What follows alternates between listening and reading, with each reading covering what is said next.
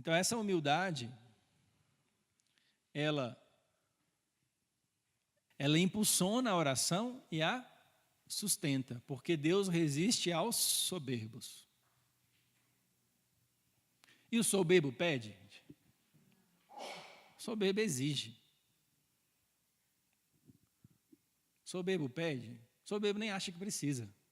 Se a gente vai pegando o termo soberba, orgulho, e colocando no conceito, né? Eu posso ter uma reação orgulhosa, né? Alguém disser que você quer ajuda, e não quer não. Eu tive uma reação orgulhosa, mas basicamente, essencialmente, na maioria das vezes eu sou humilde. Por alguma razão ali eu fui orgulhoso. Outra coisa é eu ser orgulhoso. E o orgulho é nada menos do que o princípio da queda do homem. Querer ser maior do que Deus. Na verdade, se comer daquela árvore ali, Deus proibiu, porque se comer vocês serão como eles. Querer ser como Deus é querer não estar abaixo de Deus. Então, todo o nosso pecado, gente, qualquer pecado que nós cometamos, veniais ou mortais, são, essencialmente, em última análise, soberba. Entende por que soberba e oração se excluem? Né? Porque justamente na tentação nós vamos rezar para não cair. Nós reconhecemos, Senhor, se não for tu agora, a coisa vai desandar. Então nós reconhecemos que não temos e que precisamos pedir, humildade. Mas quando a gente diz, né, nem é pecado não, isso é coisa da igreja.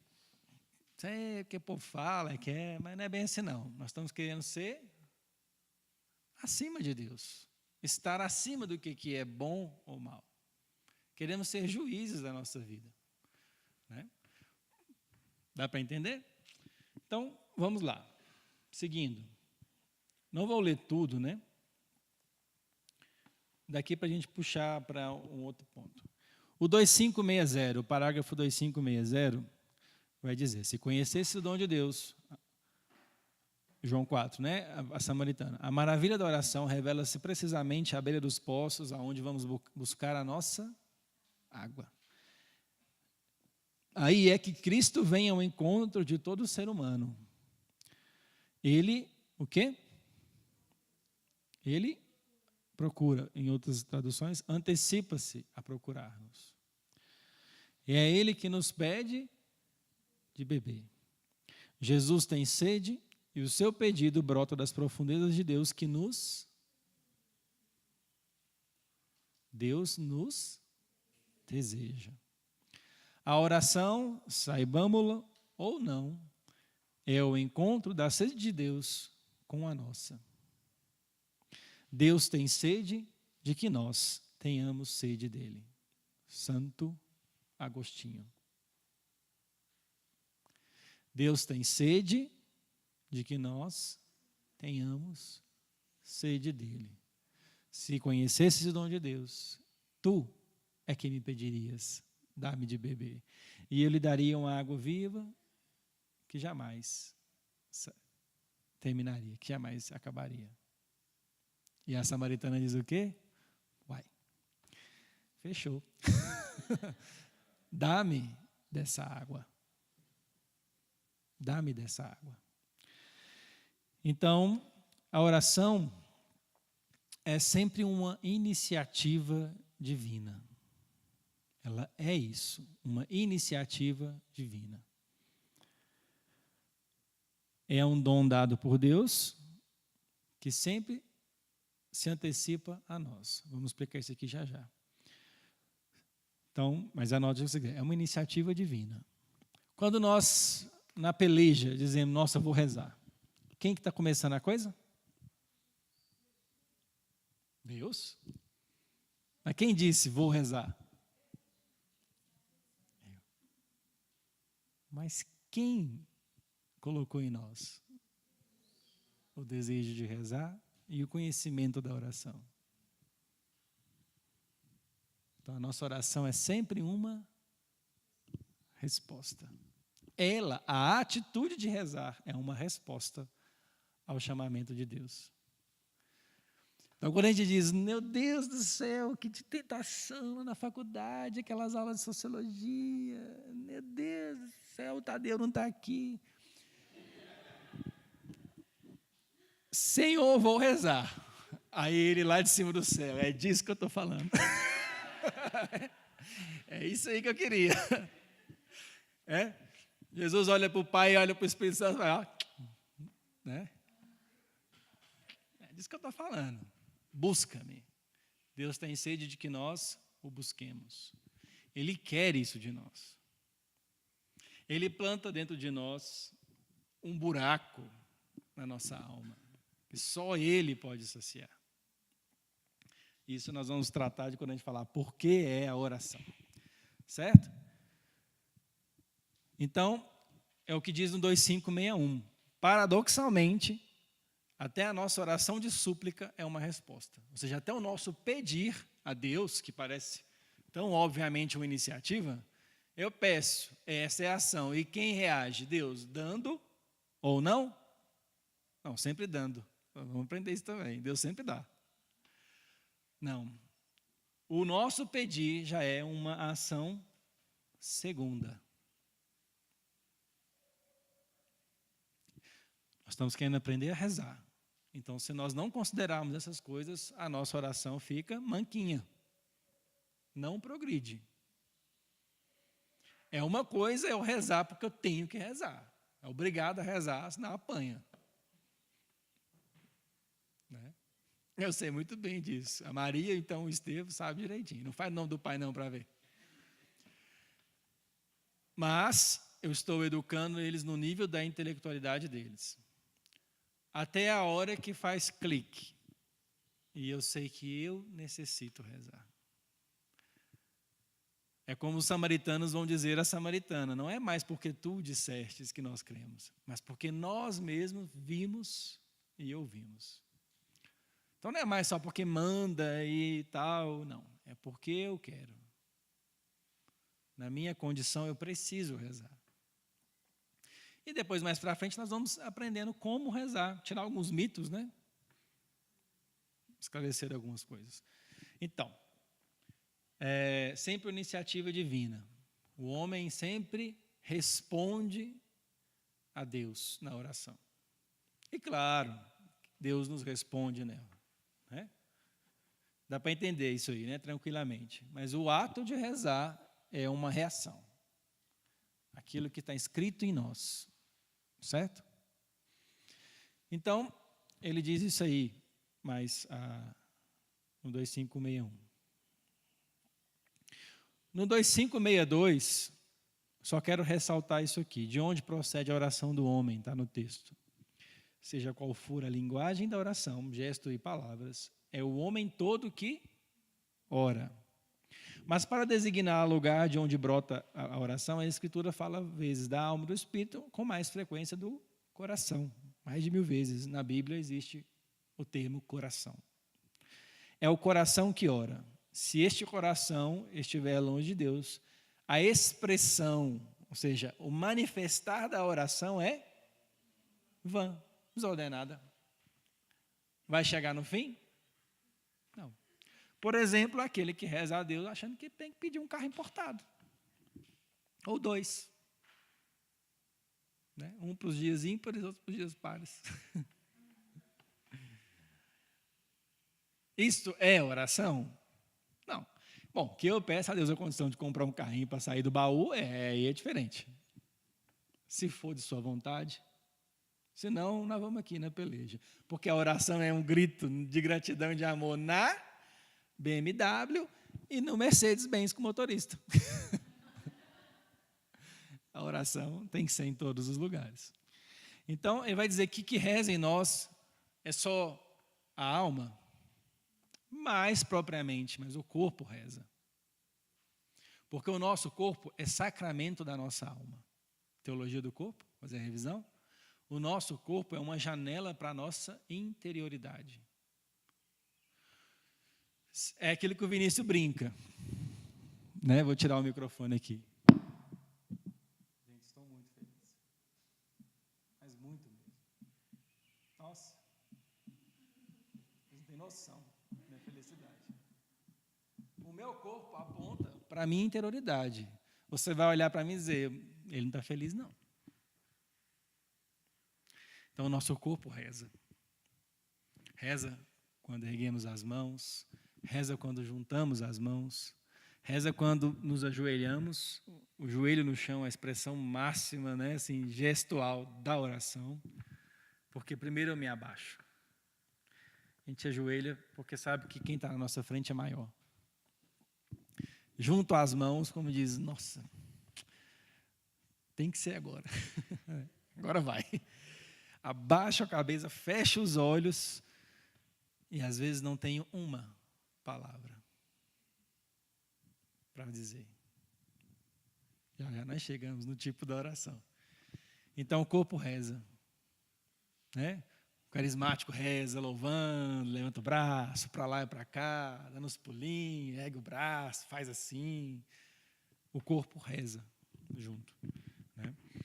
Então a oração procede do homem todo. É isso que o parágrafo 2561 quer dizer. É o homem 2561, 2562. É o homem todo que reza. Não é só a nossa alma que reza. Mas se eu quero fazer essa oração de São Padre Pio, não tem jeito. Fica comigo, Senhor, né? Eu vou me voltar de algum jeito, meu corpo se fecha, ele se volta para dentro. Se eu pudesse, eu virava para dentro do avesso. Porque, como diz Agostinho, né? Tu és mais interior a mim do que eu mesmo. Tu está mais dentro de mim do que eu. E tão acima de mim, quanto eu possa alcançar. Então, a oração é isso, né? O homem todo reza. Ok? E o 2563 vai dizer que esse coração é um centro oculto, inapreensível, quer para a nossa razão, quer para as dos outros. Só o Espírito de Deus é que pode sondar e conhecer. Olha que bonito, né? Só o Espírito de Deus pode sondar e conhecer. Então, o nosso corpo todo reza, nossa alma intelectual e o nosso corpo sensível. Mas em nós há um lugar, que é a terra, onde só Deus pisa.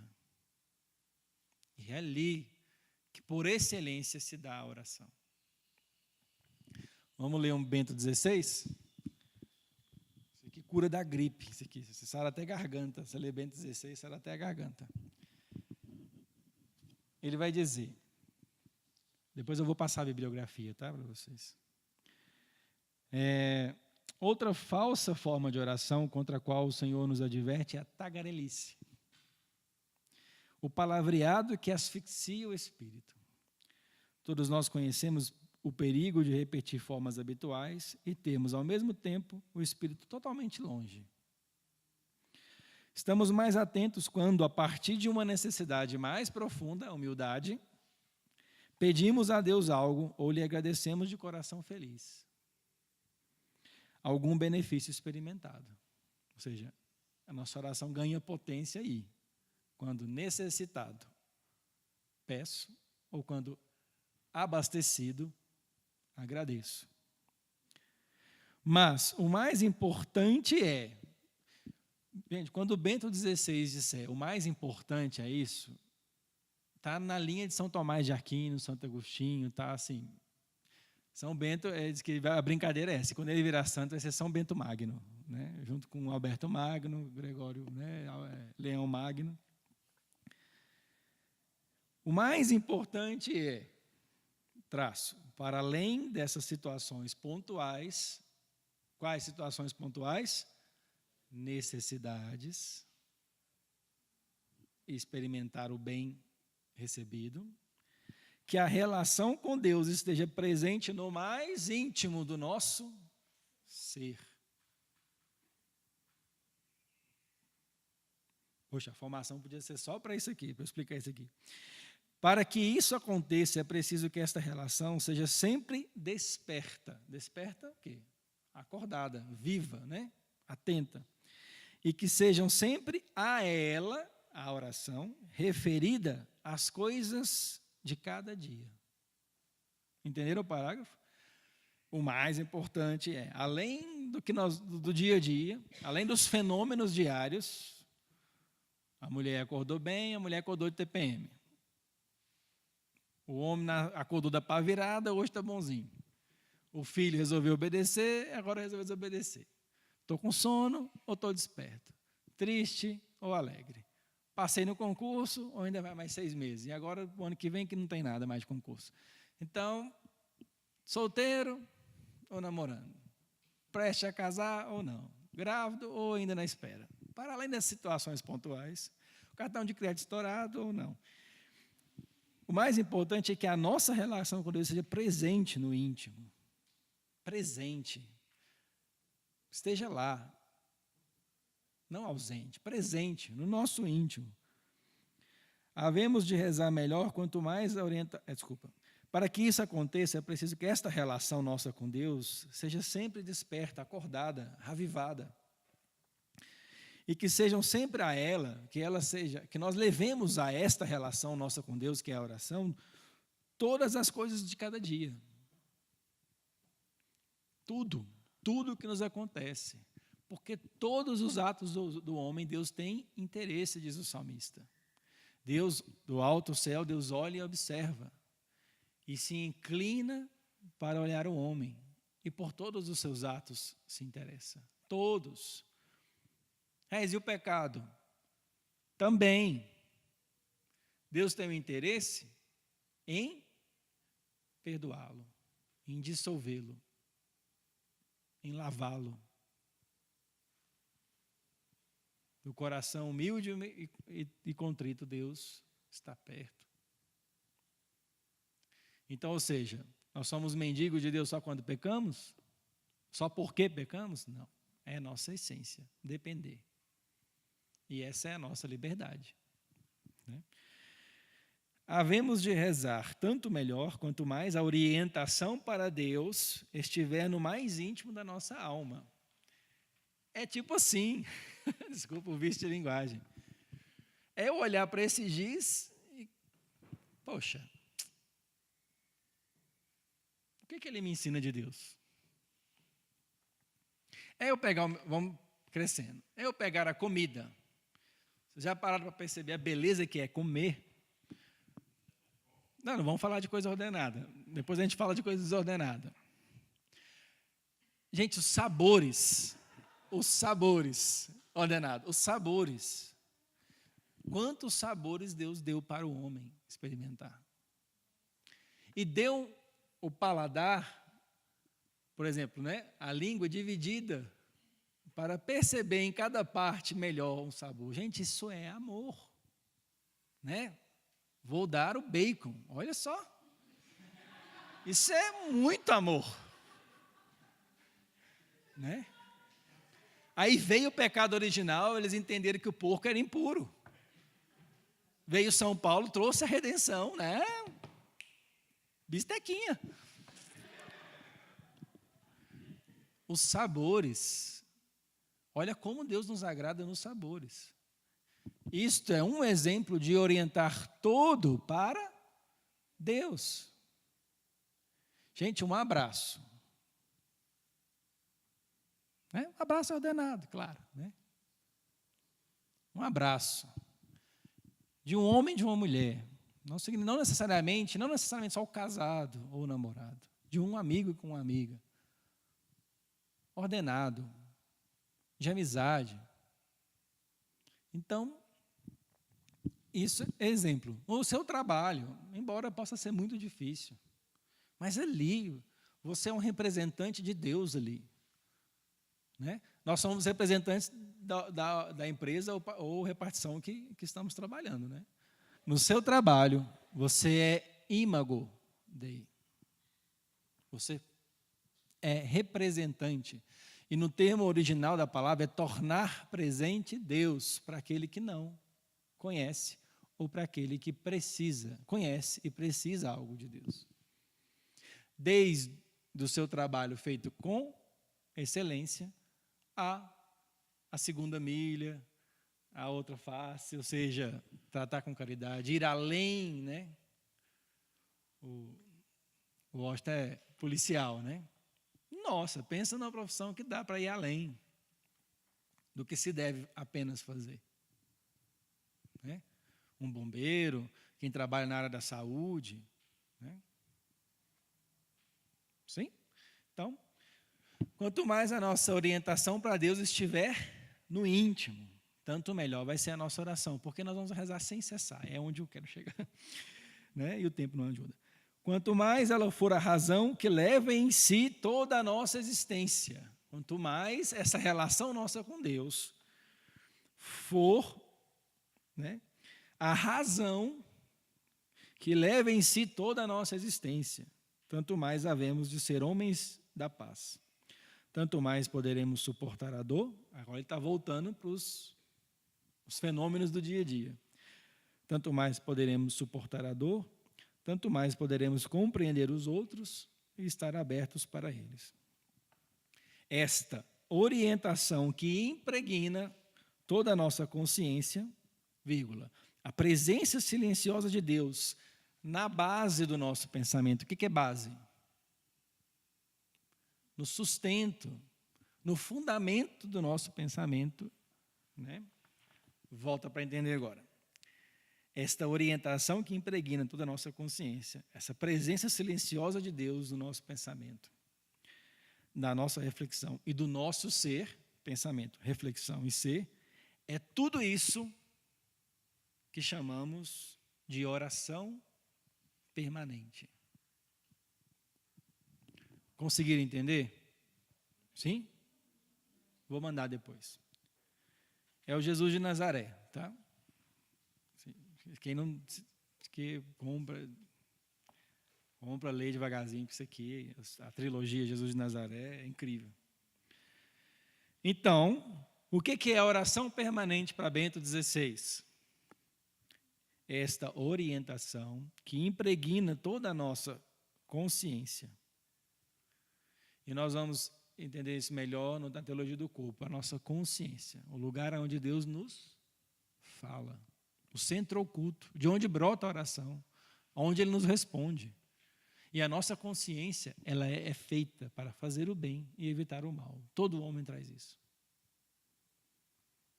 Então, eu posso, de desordem em desordem, me afrouxando, tornando a minha consciência laxa. Mas nós sabemos, sempre no fundo, sabemos o que é certo, o que é errado. Sim ou não? É quando a gente diz, bom, mas será que é tão errado? Né? Você já sabe que é errado. Quando você tem uma decisão para tomar que não envolve matéria de pecado, por exemplo. Sei lá, pensa em alguma coisa. Aí você, poxa, essa. Mas tem uma que diz, parece que isso aqui seria melhor. Geralmente ela é mais difícil de fazer. Então nós sabemos, porque está inscrito em nós o bem e o mal. Embora pelo pecado nós temos a tendência à desordem, ao mal. Precisamos conhecer e amar, conhecer bem para amar melhor. Então, isso, para ele é oração permanente. Isso que está na base, Deus presente na base do nosso pensamento, da nossa reflexão, do nosso ser. Tudo isso é para Bento XVI, oração permanente. E aí, finda-se com um vinho novo, o melhor para o final. Ela é quem? A oração. Em última instância, isso que entendemos por amor de Deus. Que é, ao mesmo tempo, a condição mais íntima e a força motriz do amor para com o próximo. Então, a oração é, em última instância, tudo que nós podemos entender por amor de Deus. E é a razão, a condição mais íntima, necessária, mais profundamente necessária. E a força motriz para o nosso amor com o próximo. Evangelho de domingo passado. Amar a Deus, ame a Deus com toda a tua força, com todo o entendimento, com toda a tua alma, e ao próximo como a ti mesmo. Quer fazer isso? Oração, porque isso é oração. Então, aqui nós temos um primeiro ponto mais prático que eu quero trabalhar com a formação. É o hábito da presença de Deus. Estar na presença de Deus. Porque talvez aqui é onde nós mais precisamos aprender e praticar para que a nossa oração seja boa, eficaz. Porque é verdade ou não que a gente acha que só está na oração, só está na presença de Deus quando faz nome do Pai? Vou rezar. Cheguei em casa, tomar um banho e vou rezar. Beleza, então tá bom. Estou no banho, Deus não está comigo. Antes eu não estou na presença de Deus. Mas jantei, não estou na presença de Deus. Agora eu vou rezar. Em nome do Pai, do Filho e do Espírito Santo. Olá, Jesus, tudo bem? Que bom? Que bom que o Senhor chegou, né? Que bom. Bem-vindo, que bom que o Senhor veio, né? Na verdade, que bom que eu vim, né? É assim, gente? Não, gente, não é assim e não pode ser nem por um segundo na nossa atenção. Isso nunca pode estar presente na nossa vida. Nunca na nossa consciência você pode pensar que a vida é assim. Não pode. Desculpa a veemência. Não pode, você não pode pensar assim. Você não tem direito de pensar que está longe de Deus, porque Deus preenche o mundo com a sua presença.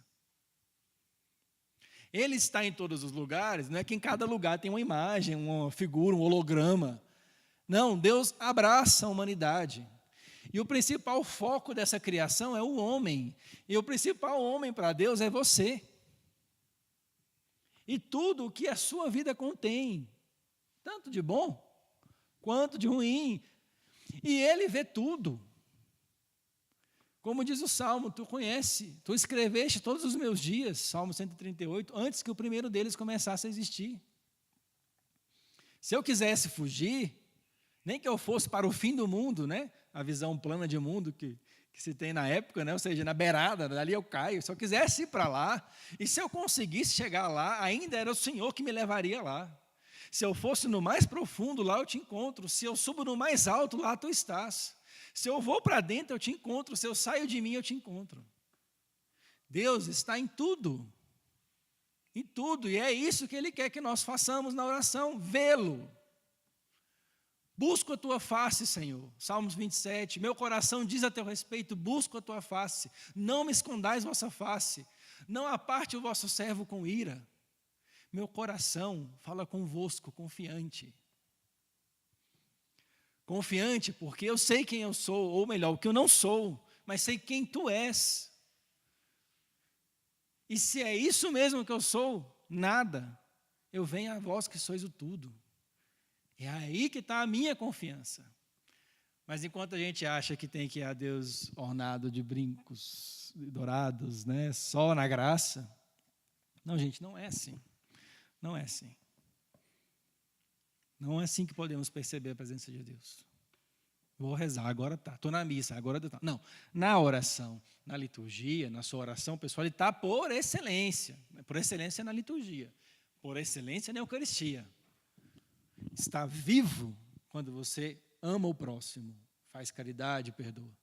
Mas ele está em tudo. Qual o problema?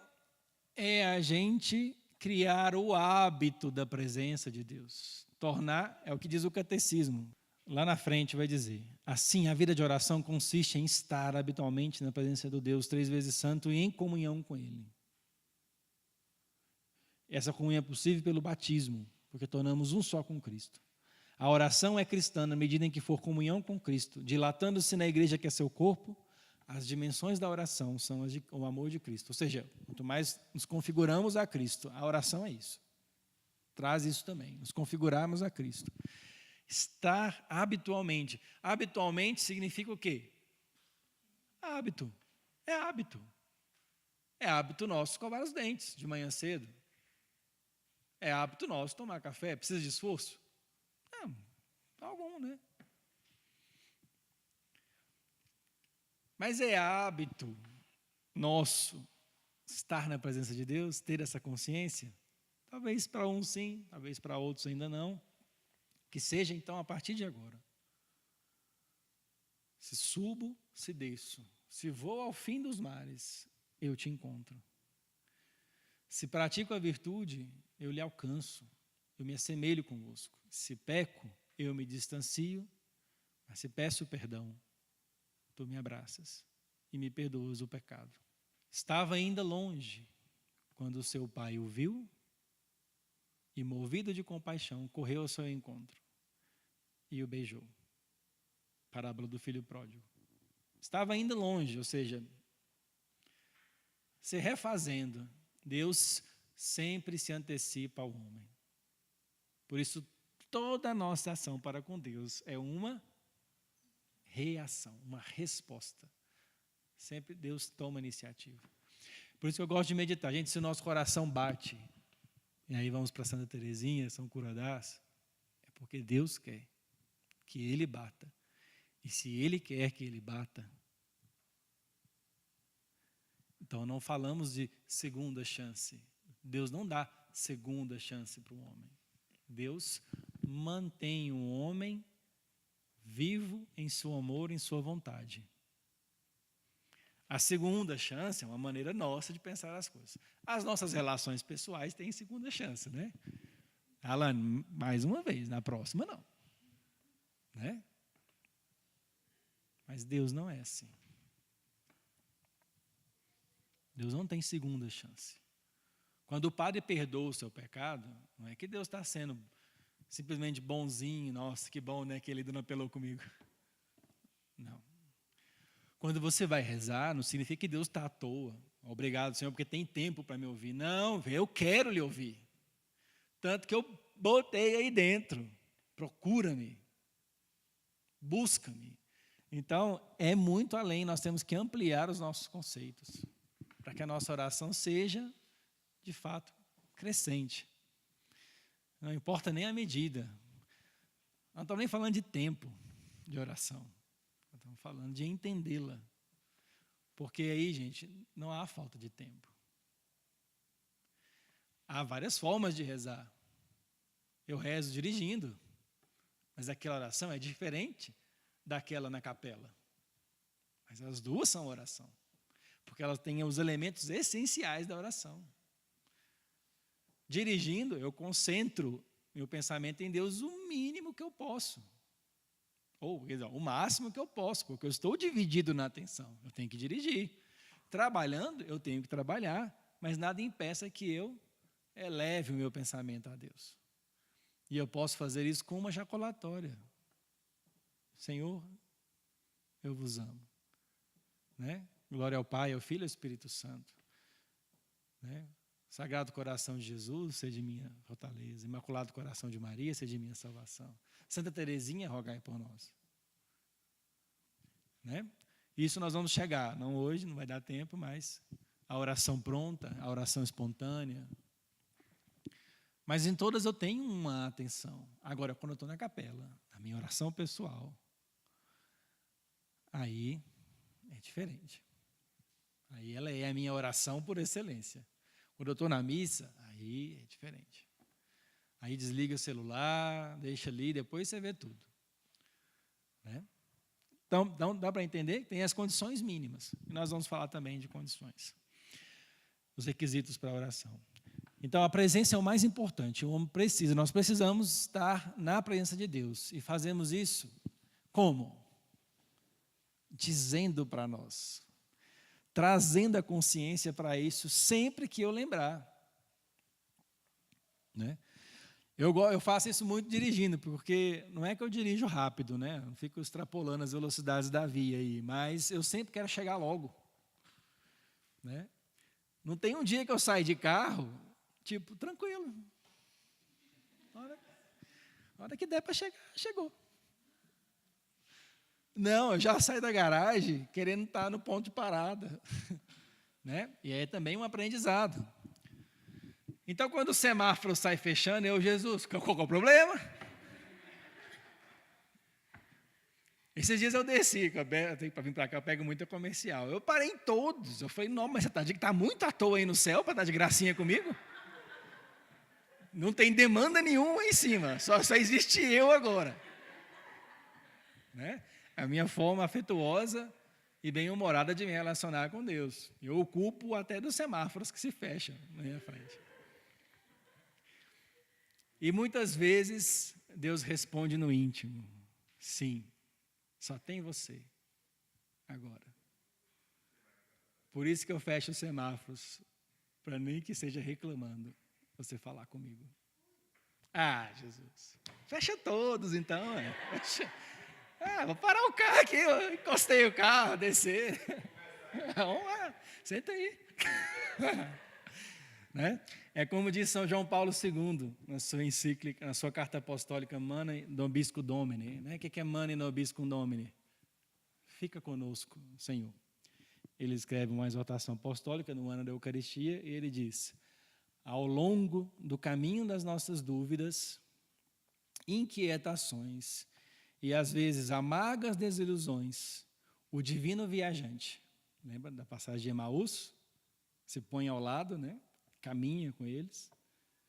O divino viajante continua a fazer-se nosso companheiro para nos introduzir com a interpretação das Escrituras na compreensão dos mistérios de Deus.